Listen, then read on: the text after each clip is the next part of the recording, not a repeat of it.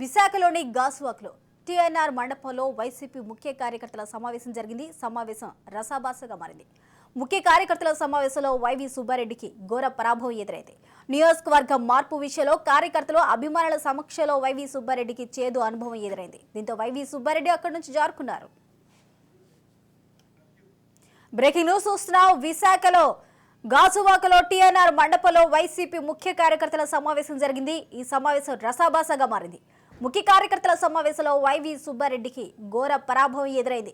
నియోజకవర్గం మార్పు విషయంలో కార్యకర్తలు అభిమానుల సమక్షంలో వైవి సుబ్బారెడ్డికి చేదు అనుభవం ఎదురైంది. దీంతో వైవి సుబ్బారెడ్డి అక్కడి నుంచి జారుకున్నారు. ఇదే అంశానికి సంబంధించిన పూర్తి అప్డేట్స్ ను మా ప్రతినిధి రాజేందర్ అందిస్తారు. రాజేందర్,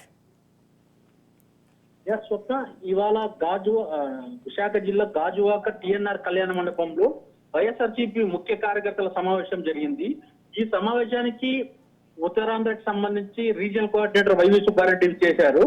నియోజకవర్గం మార్పు విషయంలో అంటే ఇస్తే గాజువాక్ సంబంధించి తిప్పల నాగిరెడ్డికే టికెట్ ఇవ్వాలని చెప్పి, లేకపోతే టికెట్ ఆయనకు కానీ ఇవ్వకపోతే మేము మిగతా వాళ్ళకి బీసీ సామాజిక వర్గానికి ఎవరికి ఇచ్చినా కూడా మేము సహకరించేది లేదని తేల్చి చెప్పారు. అంటే 5 సంవత్సరాలు కష్టపడి పనిచేసి పవన్ కళ్యాణ్ లాంటి వ్యక్తిని ఓడించిన తిప్పల నాగిరెడ్డి ఆయనకే టికెట్ ఇవ్వకపోతే అసలు అన్యాయంగాన్ని వైవి సుబ్బారెడ్డిని గొడవ చేశారు. స్వప్న, నియోజకవర్గంలో కష్టపడి పనిచేసింది కార్యకర్తలు మాత్రమే, కానీ నాయకుల్ని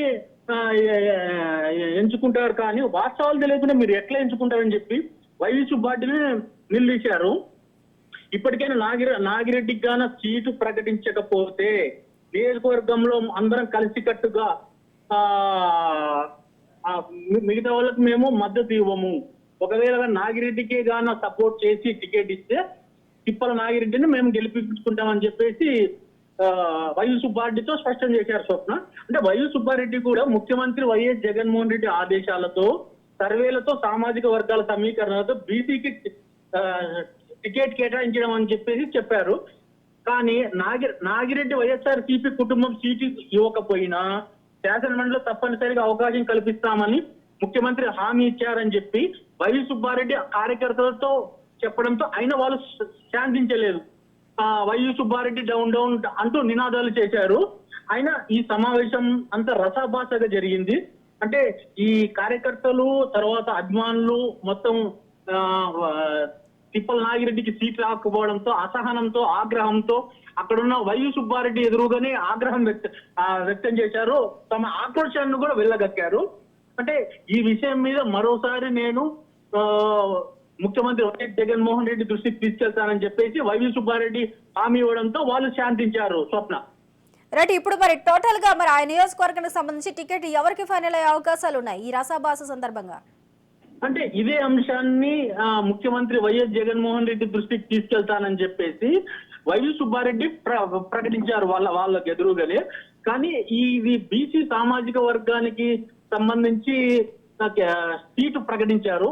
అయినా కూడా తిప్పల నాగిరెడ్డికే ఇవ్వాలని చెప్పేసి వీళ్ళు పట్టుబడుతున్నారు. అంటే ఈ మార్పులు మొత్తం రాష్ట్ర వ్యాప్తంగా పెను ప్రకంపనలు సృష్టిస్తోంది. స్వప్న, అంటే ఓవరాల్ గా ఇప్పటికే 11 నియోజకవర్గాల్లో ప్రకటించడంతో అటు రేపల్లె విషయంలో కూడా అక్కడ సరైన నిర్ణయం తీసుకోకపోవడంతో అక్కడ కూడా రేపల్లెకి సంబంధించి మత్స్యకారులు, రాష్ట్ర వ్యాప్తంగా ఉన్న మత్స్యకారులు రోడ్డు ఎక్కారు.